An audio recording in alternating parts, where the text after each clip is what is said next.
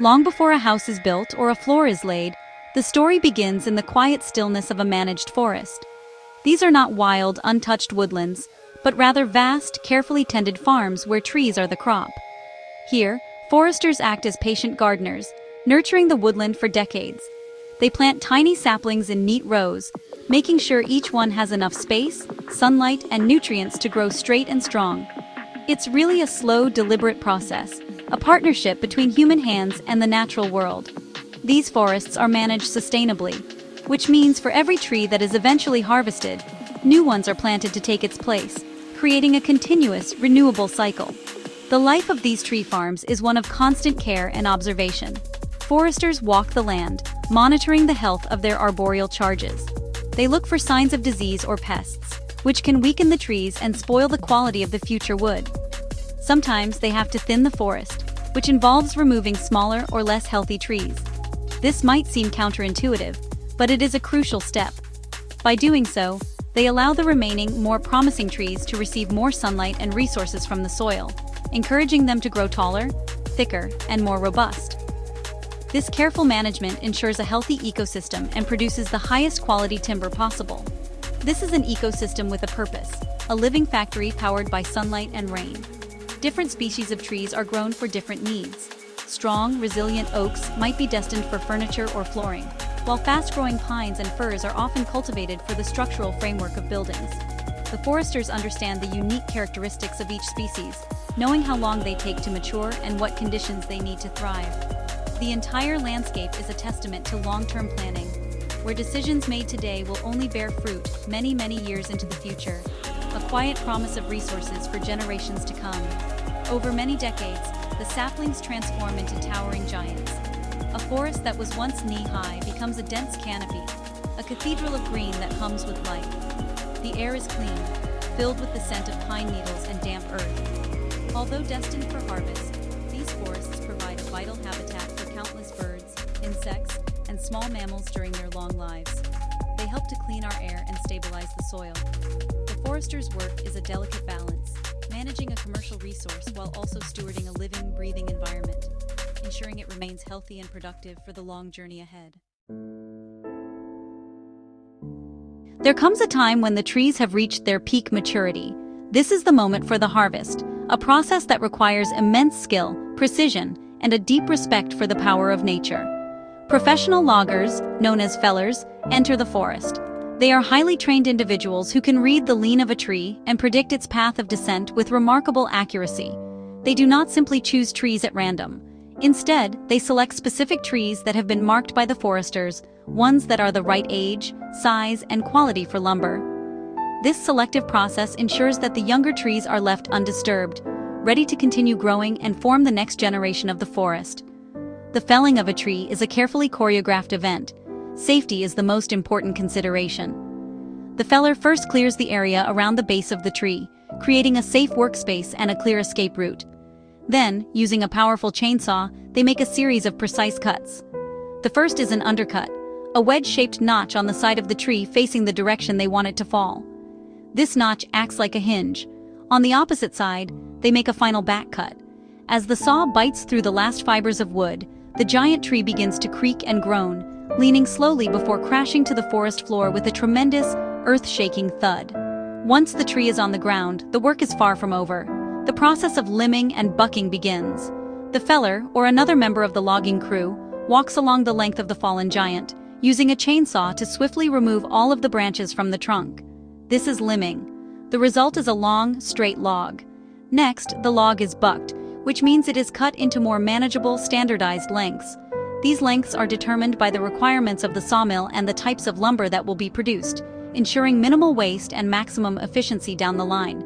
With the trees felled, limbed, and bucked, the forest floor is now scattered with these enormous logs. The next challenge is to move them from the remote harvesting site to a collection point. Large, powerful machines called skidders or forwarders are brought in. These vehicles are specially designed for the rough terrain of the forest. They grip the heavy logs and drag or carry them through the woods to a clearing known as a landing. Here, the logs are stacked into enormous piles, waiting patiently for the next stage of their journey, their transition from a living part of the forest to a raw material for our world. The journey from the forest landing to the sawmill is a feat of heavy transport. The immense piles of logs are lifted by powerful cranes with huge hydraulic claws. They are loaded onto specialized long-haul lorries built to carry immense weight. These vehicles then begin their slow and steady procession along logging roads, eventually joining main highways on their way to the mill. The sight of these lorries, laden with the bounty of the forest, is a common one in timber-producing regions. It is the vital link connecting the remote wilderness, where the trees grew, to the industrial heartland, where they will be transformed. The drivers are skilled at navigating the often challenging roads, ensuring the valuable cargo arrives safely. Upon arrival at the sawmill, the logs are unloaded and enter a new phase of preparation.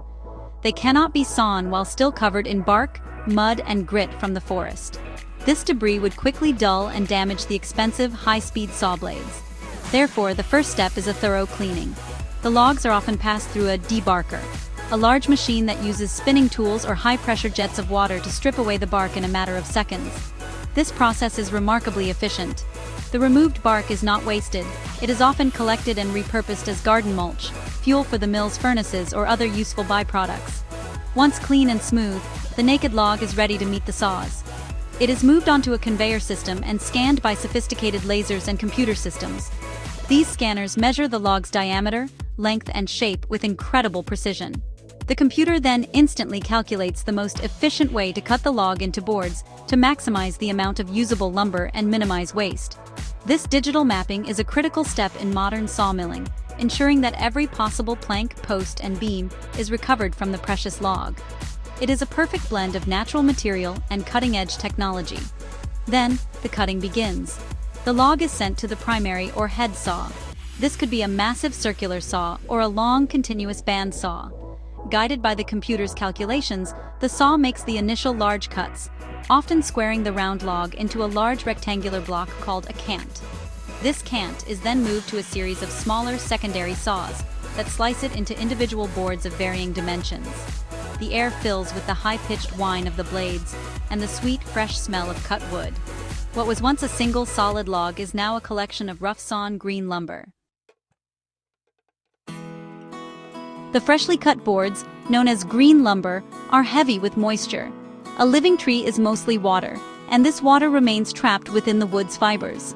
If this lumber were used for building immediately, it would warp, twist, and shrink as it dried, causing serious structural problems. To prevent this, the lumber must be carefully dried in a process called seasoning. The boards are neatly stacked with small wooden spacers, called stickers, placed between each layer. These stickers allow air to circulate evenly around every piece of wood, which is crucial for uniform drying and preventing mold. These stacks of lumber are then moved into enormous ovens called kilns. Over a period of several days or weeks, the kilns circulate heated air, carefully controlling the temperature and humidity to slowly draw the moisture out of the wood. This is a delicate, scientific process. Drying the wood too quickly can cause it to crack or split, ruining the lumber. By managing the process precisely, the mill can reduce the moisture content to a stable level, typically below 19% for construction lumber. This ensures the wood will remain straight and true once it is put into use, making it a reliable and predictable building material. After emerging from the kilns, the dried lumber undergoes a final finishing and grading process. It is passed through a planer, a machine with spinning blades that smooth all four sides of each board, giving it its final, precise dimensions and a clean surface. This is why it is often called dimensional lumber.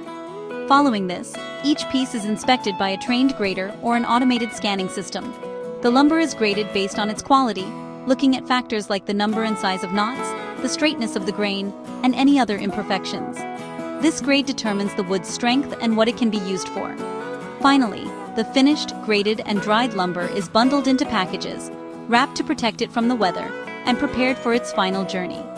These bundles are loaded onto lorries and trains and shipped out from the mill to distribution centers and, ultimately, to local building supply stores and timber yards. Here, builders, carpenters, and DIY enthusiasts can purchase the exact pieces they need for their projects. From a tiny seed planted in the forest decades ago, the journey is complete. The wood is ready to be transformed once more, this time into the floors, walls, and roofs of our homes.